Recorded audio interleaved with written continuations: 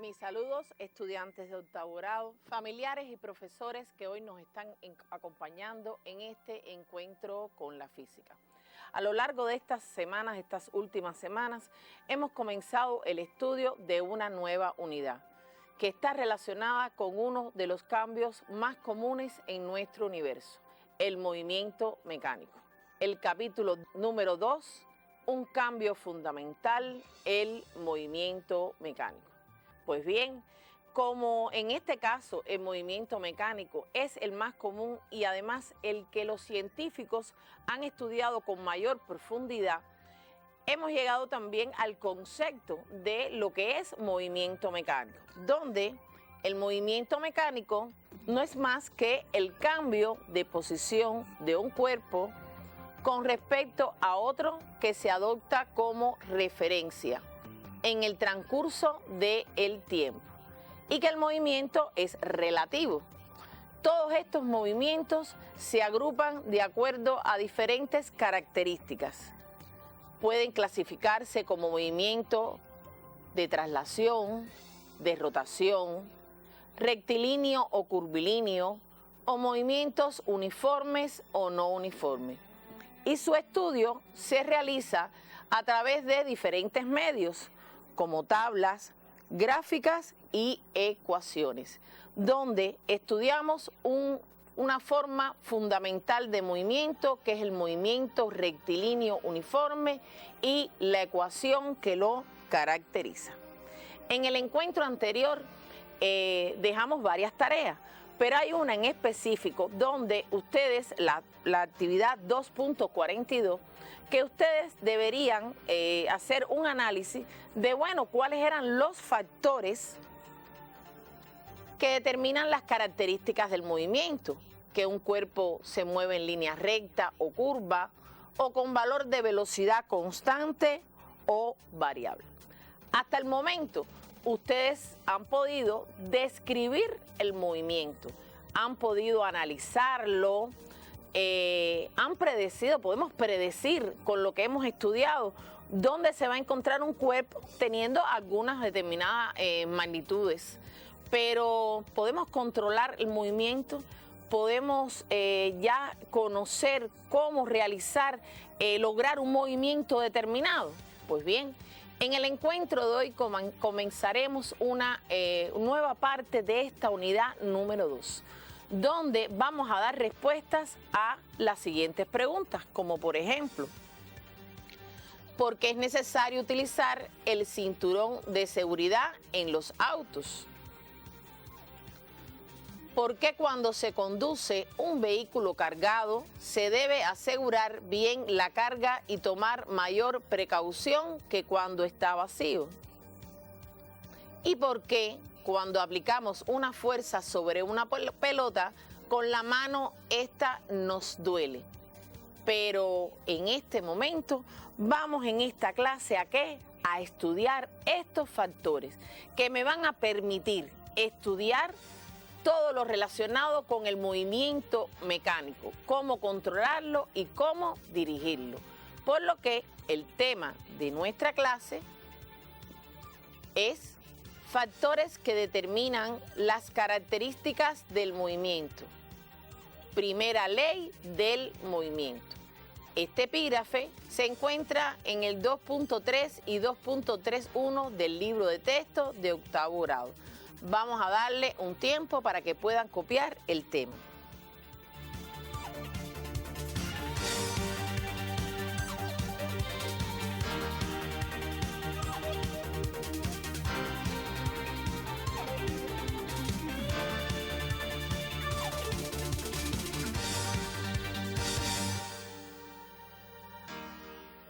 Bueno, estas preguntas que nos hemos hecho realmente no las podemos contestar con conocimiento que ustedes tienen hasta el momento de este contenido relacionado con el movimiento mecánico. Vamos a partir de un ejemplo simple. Por ejemplo, un pitcher, ¿ya? En un juego de béisbol, la pelota puede ser lanzada en forma de recta o curva para que el bateador no pueda batear. Bueno, ¿qué es lo que provoca que la pelota se mueva con determinadas características, que es lo que provoca la variación del movimiento de la pelota y de qué depende. Para contestar estas preguntas y otras relacionadas con el movimiento, vamos a realizar una actividad experimental. Y como ya estamos acostumbrados, vamos a ir ¿a dónde? Al laboratorio. Nos encontramos en el laboratorio de físico de la Escuela Secundaria Básica Orlando Hernández y hoy nos va a estar acompañando Alie Blanco, una profesora de física de este municipio 10 de octubre. Pues bien, ¿qué vamos a realizar en el día de hoy? Hoy vamos a hacer diferentes demostraciones a lo largo de la teleclase. En este momento vamos a hacer la primera demostración, que va a estar relacionada con los factores que determinan las características del movimiento. Para ello vamos a utilizar diferentes medios, como son 4 carritos de mecánica, 3 de ellos con las mismas características y un cuarto en la cual le hemos quitado las 2 planchuelas, variando entonces el volumen y la masa del carrito D. Vamos a estar usando también el imán y vamos también a estar utilizando la bomba de aire. Estos carritos tienen la característica que dentro de él hay un muelle que se puede comprimir. Observe, en la primera posición se comprime más y observe qué ocurre. Y en la tercera posición vamos a hacer la primera demostración relacionada con este experimento. Cogemos el carrito A y hacemos, es decir, comprimimos el muelle en la primera posición. ¿Qué ocurre? No se ha movido el carrito, ¿verdad? Vamos ahora a accionarlo, pero en la segunda posición. ¿Qué ha ocurrido? Nada, ¿verdad? El carro de mecánica no se ha movido. Ahora vamos a utilizar y vamos a comprimir en la tercera posición. ¿Qué ocurre? El carro de mecánica no se ha movido. Pues, ¿qué es lo que ha ocurrido? Bueno, en este caso, el carro, independientemente a cómo hemos comprimido el muelle que se encuentra dentro del sistema, el carro no se ha movido. Pero, ¿cómo podemos hacer para que ese carro se mueva? Observemos. Es decir, la profesora le ha dado un empujón con la mano y el cuerpo se ha movido. Vamos a ver otra forma de moverlo. Está tirándolo, observen cómo se mueve. Por lo que, para que el cuerpo se mueva, podemos llegar a la conclusión que necesita de una acción externa, es decir, la profesora ha aplicado una acción sobre este cuerpo para que comience a moverse. Esa acción la vamos a llamar fuerza. Pero fuerza será aquel empujón o tirón que le ha dado la profesora. Vamos a ver otras formas de mover el cuerpo. Observen cómo la profesora ha cogido un imán que, como ustedes conocen, tiene la propiedad de atraer cuerpos metálicos. Observen cómo, sin tocarlo, el cuerpo se ha movido. Pues esto es otra de las formas que podemos mover el cuerpo sin realizar una acción, es decir, es realizando una acción externa, pero sin el empujón o el tirón. Vamos a ver otra forma.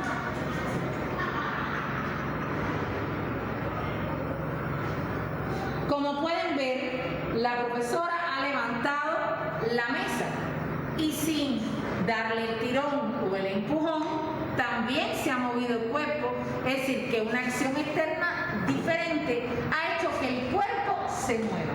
Vamos a ver otra propuesta. Observen, utilizando la bomba de aire.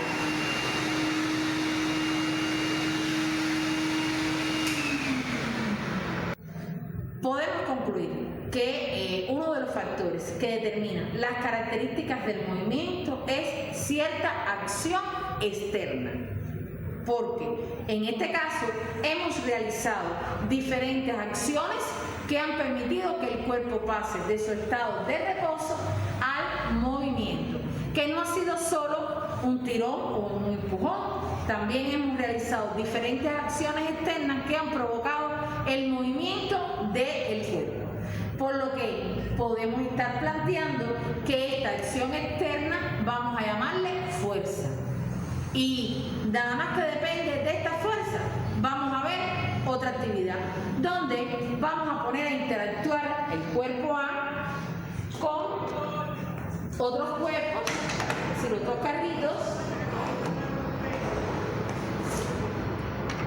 En este caso vamos a poner a interactuar el carro A con el carro C y vamos a comprimir el muelle en la tercera posición.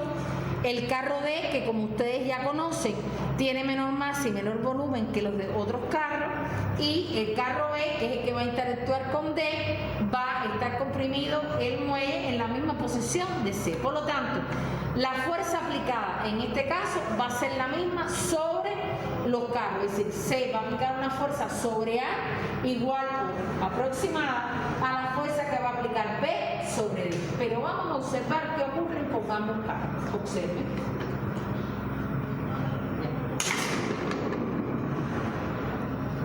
¿Qué ha ocurrido? En este caso, el carro A se ha movido con menor rapidez, es decir, con menor velocidad que el carro B. ¿Y cuál es la diferencia?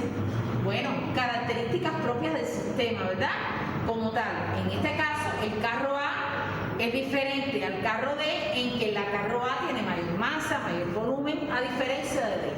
Por lo tanto, podemos estar diciendo que otro de los factores que determinan las características de un movimiento, que un cuerpo se mueva más rápido o más lento, es cuál, las características propias del sistema.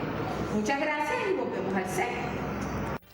Como pudieron ver, inicialmente, bueno, se coloca el carrito de mecánica y el sistema que forma el carrito de mecánica, por mucho que haya acciones internas dentro del carrito, no logramos que el carrito cambie su estado mecánico, es decir, no se pone en movimiento aunque esté en reposo y que dentro del mismo sistema ocurran algunos cambios. Pero, ¿qué es lo que hay que hacer para que el carrito se mueva? Bueno, lo vieron en las actividades experimentales. Se empujó, se aló, con un imán lo pudimos mover, pudimos subir la mesa y el carrito también comenzó a moverse. Con una bomba de aire también logramos que este carrito se moviera. Y quedó claro que esta acción externa no es un empujón o un tirón, no. Es toda acción externa que provoca ¿qué cosa?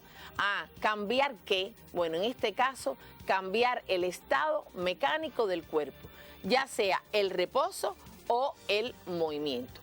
Y a esta acción externa la vamos a llamar fuerza.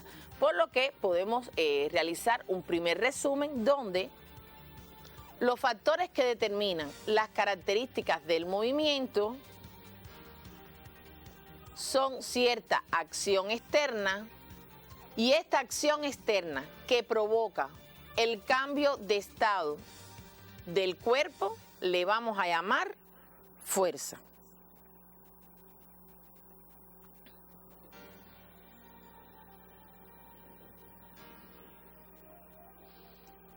Efectivamente, cuando aplicamos una fuerza, como es el caso del pitcher lanza la pelota, pero el pitcher lanza la pelota con determinadas características. Fíjense que yo les decía, observen, que yo les decía, bueno, una curva, una recta, porque ellos, bueno, conocen al lanzador y conocen al bateador, y el bateador, de acuerdo a sus características, ellos lanzan la pelota con esas características. ¿Para qué?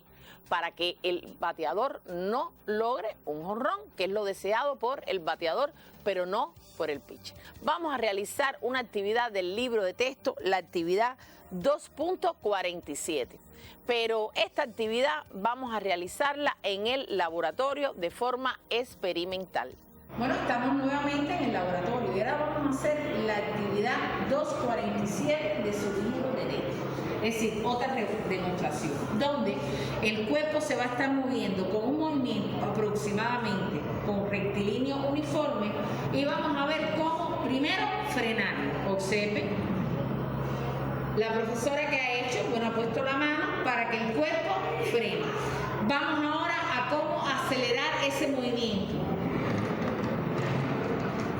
Observa, es decir, la profesora ha aplicado una fuerza sobre el carrito para que se mueva. Pero miren cómo, vamos a volverlo a repetir para que vean en qué dirección y sentido ella ha aplicado ese movimiento, esa fuerza. En la misma dirección y sentido de qué? De movimiento del carrito. Pero ahora vamos a variar la dirección del carrito. Observen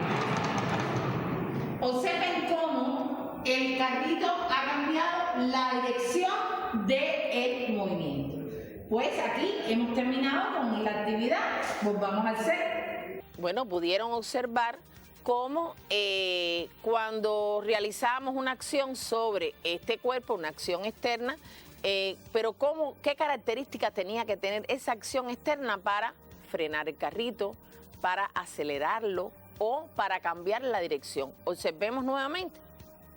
Para frenarlo, bueno, en este caso la profesora puso la mano delante del carrito. Observen que el carrito se movía, bueno, encima de la mesa y con este movimiento, en esa dirección y en ese sentido. Y la profe pone la mano delante, aplicando una fuerza con determinada magnitud, pero contraria a ese sentido.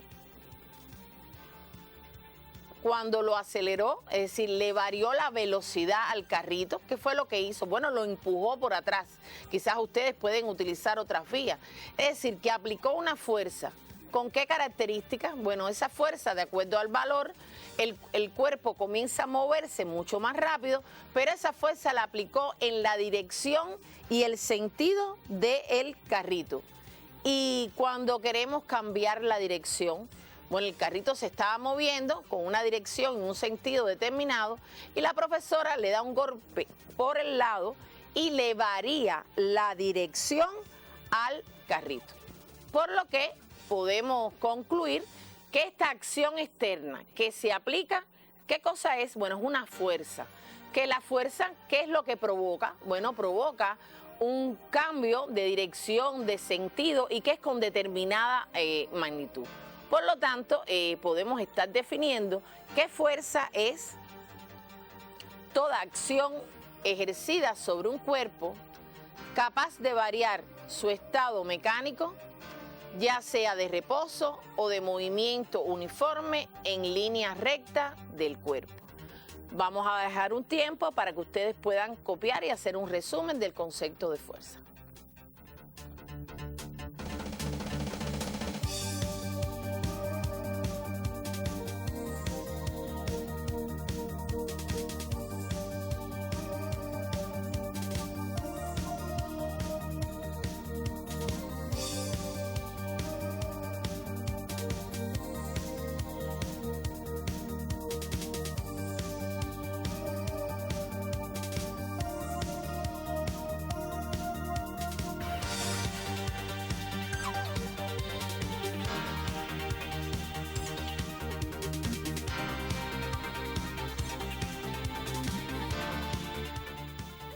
Observen que esta magnitud se representa con una letra F mayúscula y también en el Sistema Internacional de Unidades la unidad de fuerza se representa con una N mayúscula en honor al gran científico Isaac Newton, que ya ustedes hicieron la ficha de él en la unidad número 1. Pero es importante que ustedes analicen qué características tiene esta fuerza. Por ejemplo, ya vimos que la fuerza tiene un determinado valor, un valor modular. Pero no solo con ese valor, decir 5 newton, 10 newton, ya estamos caracterizando esa fuerza que hemos aplicado, esa acción externa. Tenemos que decir en qué dirección y en qué sentido se aplica. Y esa magnitud, esas características de magnitud ya ustedes la conocen de clases anteriores que estudiamos la velocidad, que también es una magnitud vectorial. Por lo que podemos estar diciendo que la fuerza también es una magnitud vectorial. ¿Por qué? Porque tiene determinado valor, su módulo, dirección y sentido. Y que la fuerza es una magnitud física que me determina qué cosa. Observen. Expresa qué cosa, la medida cuantitativa de la interacción la cual es capaz de variar el valor de su velocidad, la dirección y el sentido de su movimiento. Vamos a dejar un tiempo para que ustedes puedan hacer este resumen.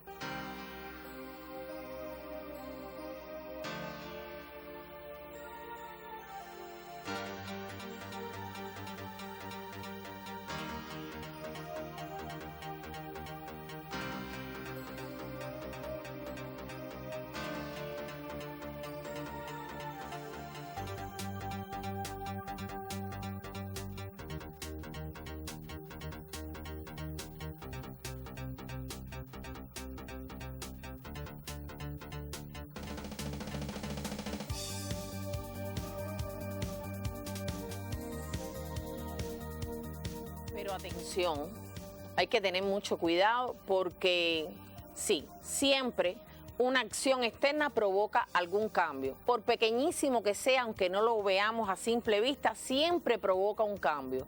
Pero no siempre este cambio es el cambio de estado. Por ejemplo, cuando ponemos a calentar un jarro con agua, en la candela, en la olla, ¿qué pasa? Bueno, se eleva la temperatura, no hay un cambio de estado. Cuando la planta absorbe la energía del sol para realizar la fotosíntesis, bueno, hay realmente una acción externa, pero provoca realmente un cambio de estado, no, ¿verdad? Por lo tanto, solo en este caso, y es importante que copien este resumen, toda acción externa sobre un cuerpo provoca algún cambio en él, por pequeño que sea. Sin embargo, no siempre dicho cambio consiste en sacar al cuerpo del reposo o modificar su movimiento. Tomen nota.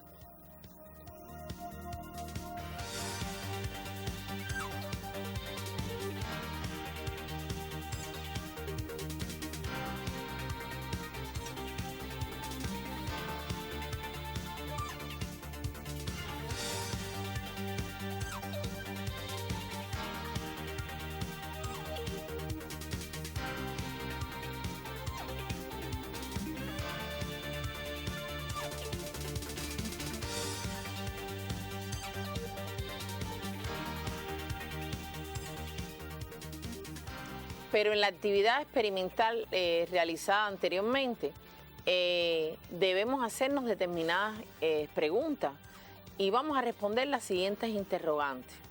Primero, ¿en qué se diferencia las fuerzas consideradas en la actividad anterior?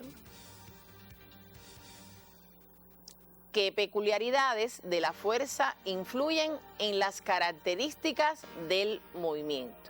Para ello, vamos a realizar el ejercicio 249.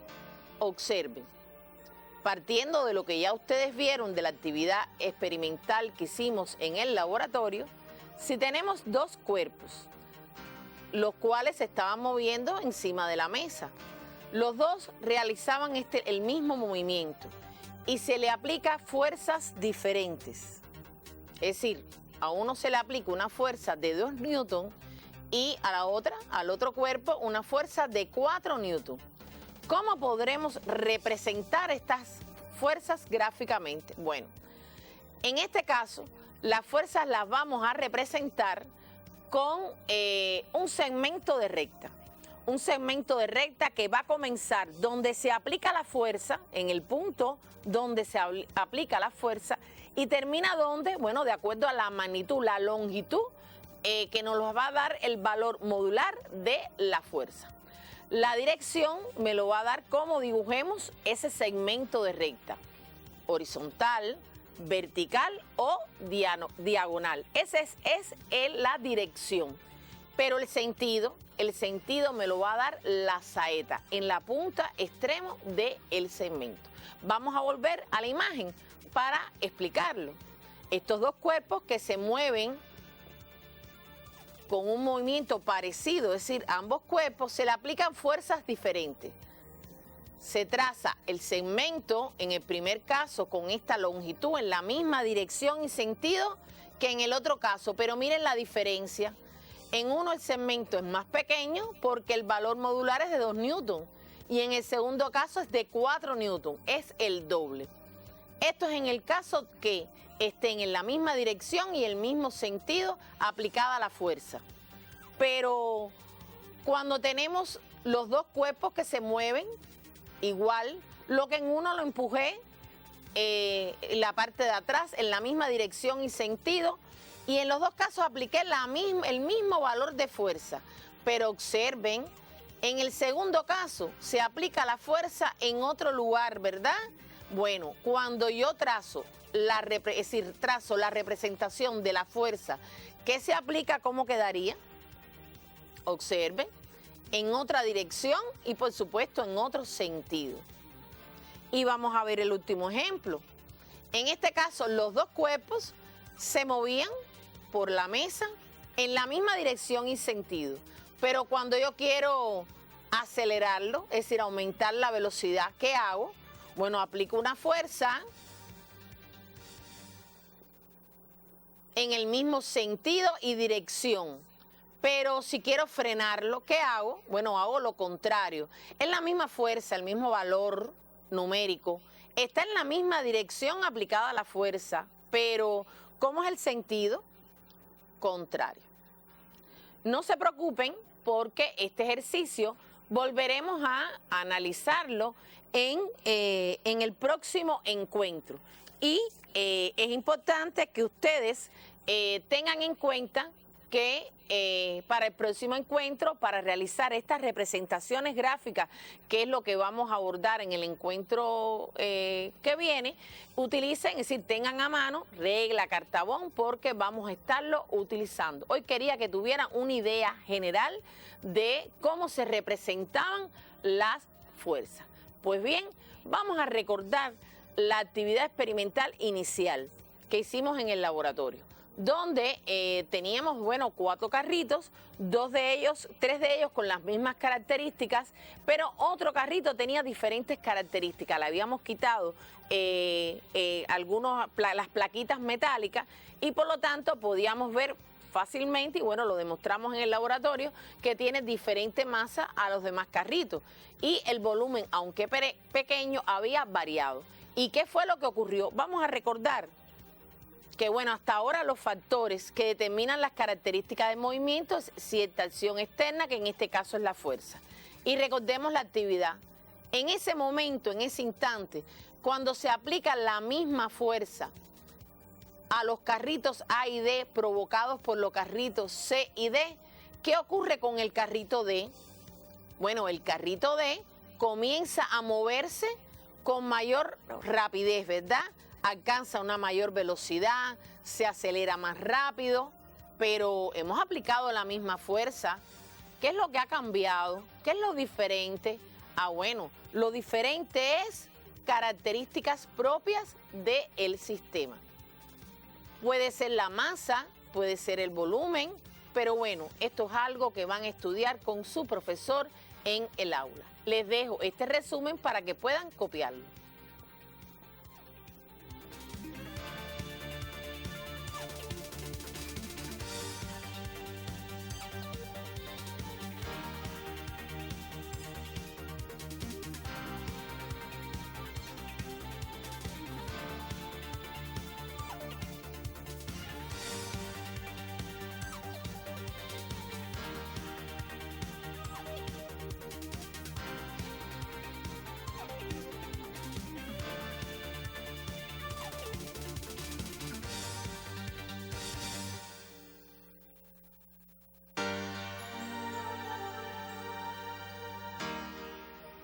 Podemos entonces resumir que ya hemos dado respuesta a los factores que determinan las características de movimiento. Primero, es una acción externa, que en este caso es fuerza. ¿Por qué es la fuerza? Porque es la capaz de ¿qué? De cambiar el estado mecánico de los cuerpos. Pero también depende de otra cosa, que es características propias de cada sistema. Y eso es algo que ya dije que, bueno, estudiarán con su profesor. Pues vamos a realizar 2 nuevas interrogantes. Observen. ¿Podrá un cuerpo por sí solo alterar su estado de reposo o de movimiento sin necesidad de una acción externa? Cuando un cuerpo permanece en estado de reposo o de movimiento rectilíneo uniforme. Bueno, para ello vamos a realizar otra actividad experimental en el laboratorio.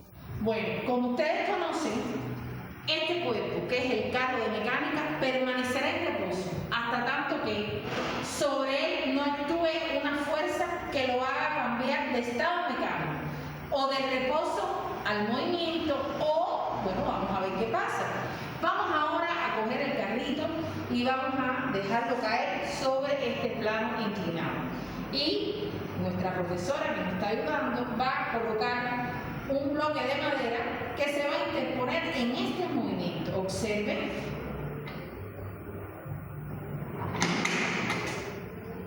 ¿Qué ha ocurrido? El cuerpo comienza a moverse. Si no hubiera estado el taco de madera, ¿qué hubiera ocurrido? El cuerpo no seguiría moviéndose. Pues bien, esa es la primera ley del movimiento, que todo cuerpo permanecerá en reposo o en movimiento rectilíneo uniforme hasta tanto sobre él no actúe una fuerza que lo haga cambiar de estado o del reposo al movimiento cuando dejamos el carro encima de la mesa y tenemos que actuar sobre él para que se mueva, o cuando lo dejamos caer y hacemos que actuamos una fuerza sobre él que lo haga pararse, es decir, del movimiento, que pudiera ser movimiento rectilíneo uniforme, al reposo. Volvemos al set.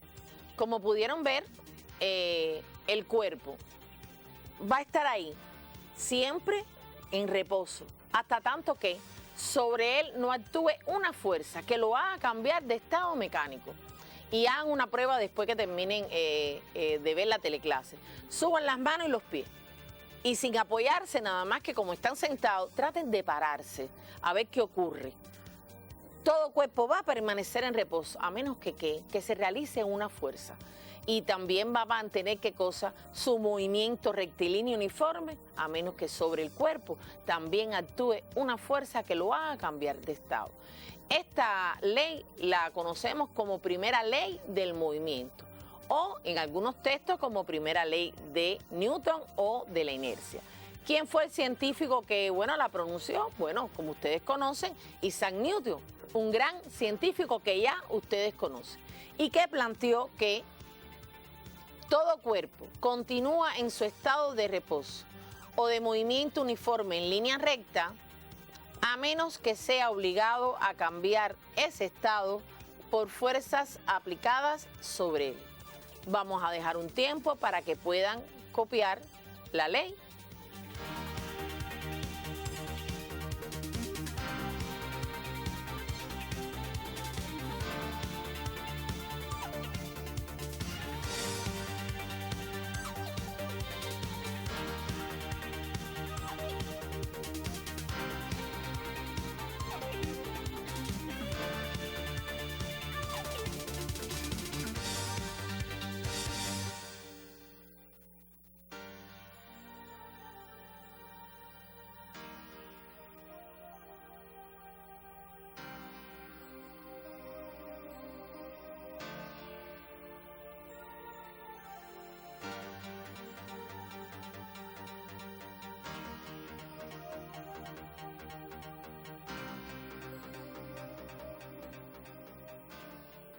Ustedes van a conocer otras leyes, pero bueno, esta primera ley es fundamental.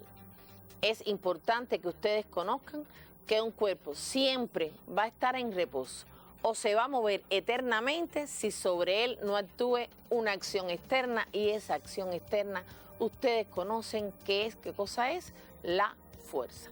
Pues bien, ya hemos terminado con el contenido general que íbamos a dar en esta clase, pero quiero que ustedes vean el siguiente video.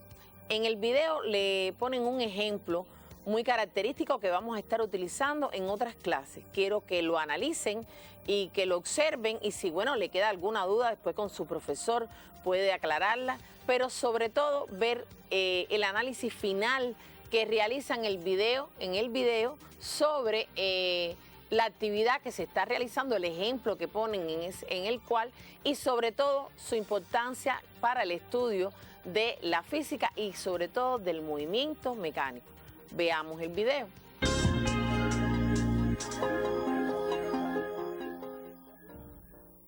Hoy reconoceremos el concepto común de fuerza. Realizaremos un experimento muy interesante donde se contrastará la noción de fuerza. Y relacionaremos los resultados del experimento con la primera ley de Newton. Hoy venía en el autobús casi dormido en un asiento y de pronto debió frenar. Del impulso casi terminó sentado en el suelo. ¿Te has lastimado? No, pero había gente de pie y terminaron todos apretados contra el chofer. ¿Y cuál es tu duda? ¿Recuerdas que la clase pasada la profesora habló de Newton? Venía hacia la escuela algo intrigado con la primera ley. ¿La ley de la inercia? Esa misma.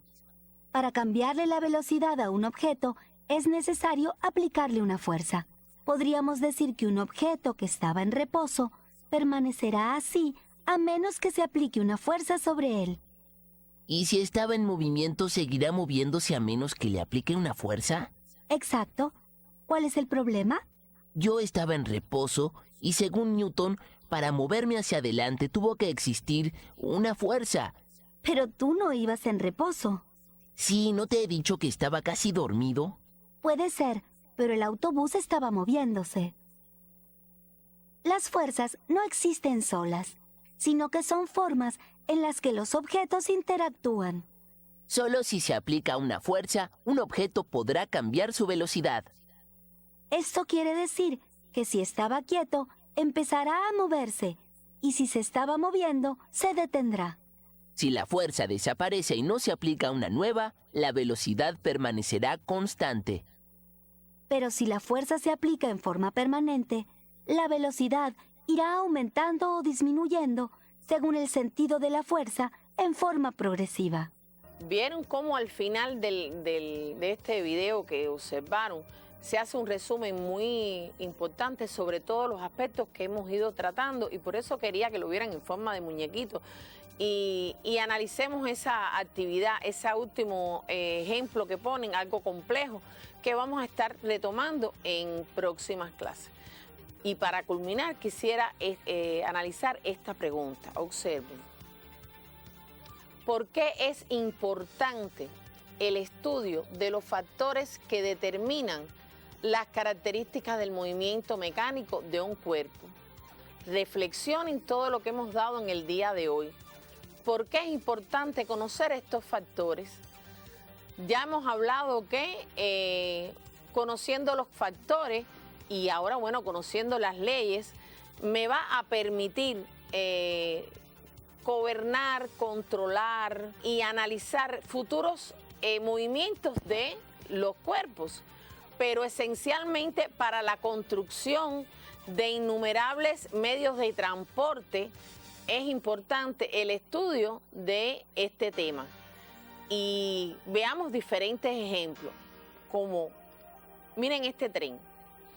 En el tren, ustedes observan, tiene determinadas características. Para poderlo mover, controlar ese movimiento con estas características que tiene el tren, que puede tener una masa u otra determinada, es importante conocer los factores. Pero ese tren y otro mucho más moderno, que lo van a estudiar en noveno grado, el tren bala, los exhorto a que lo busquen en Wikipedia o busquen información sobre este tren. Pero también es muy importante para mover grandes barcos, como por ejemplo los cruceros, el último crucero que entró a Cuba, que para que entrara en la bahía cuando el inicio de la enfermedad del coronavirus, en este caso para controlar el movimiento de ese crucero entrando a la bahía, es necesario conocer estos factores. Pero muy importante, para lanzar naves espaciales, es necesario también conocer tanto las características del cuerpo como la acción externa que uno tiene que realizar para controlar este movimiento. Pero también, ¿por qué no?, en las diferentes disciplinas deportivas. ¿Cómo ven en las diferentes competencias internacionales? Cada vez se rompen récords y mejoran los tiempos, mejoran, por ejemplo, la profundidad a que llegan los atletas o simplemente diferentes saltos que se realizan. Todo esto es necesario, imprescindible conocer los factores para realmente gobernar y poder dirigir el movimiento y controlarlo. Pues bien, hasta aquí la clase. Quisiéramos dejar una tarea. Estas tareas vamos a estar planteando que vamos a dejar 3 tareas. Las 2 primeras las vamos a estar analizando en el próximo encuentro. Y la tercera tarea la van a analizar con su profesor en clase. En la primera tarea, ustedes lo que tienen que hacer simplemente es analizar la esferita, porque cuando yo la lanzo sobre una mesa, al cabo del tiempo se detiene. Bueno, si creo que realmente no se ha aplicado ninguna fuerza, ¿por qué se detiene? Esa es la actividad 250. En el caso de la actividad 252, ustedes van a representar la fuerza en los ejemplos que aparecen ahí, las fuerzas que ustedes conozcan. Después, en el próximo encuentro, vamos a analizarlo al detalle. Y en la clase con su profesor van a estar contestando la siguiente pregunta. Diseña y lleva a cabo algún experimento a fin de apoyar la idea de que a la mayor o menor facilidad con que el cuerpo varía su velocidad al aplicar una fuerza, ¿depende de qué? De la masa. Lo habíamos dicho, depende de la masa, del volumen. Bueno, eso es algo que van a dar ustedes con su profesor. Pues bien, en los últimos encuentros siempre termino la actividad con una frase, bueno, y estoy utilizando últimamente las frases de Albert Einstein. Quiero comentarle que Albert Einstein hasta los 3 años no habló. Y era un niño muy retraído, muy silencioso. De hecho, los familiares llegaron a considerar que tenía problemas en el aprendizaje. Y posteriormente él decía, ¿no?, en sus entrevistas, que a él le gustaba mucho leer y que estudiaba mucho, pero además se concentraba estudiando y leyendo. ¿Y qué logró? Bueno, logró ser un gran genio. Y quiero terminar con esta frase. El genio se hace con 1% de talento y un 99% de trabajo. Los dejo con esta reflexión y hasta el próximo encuentro.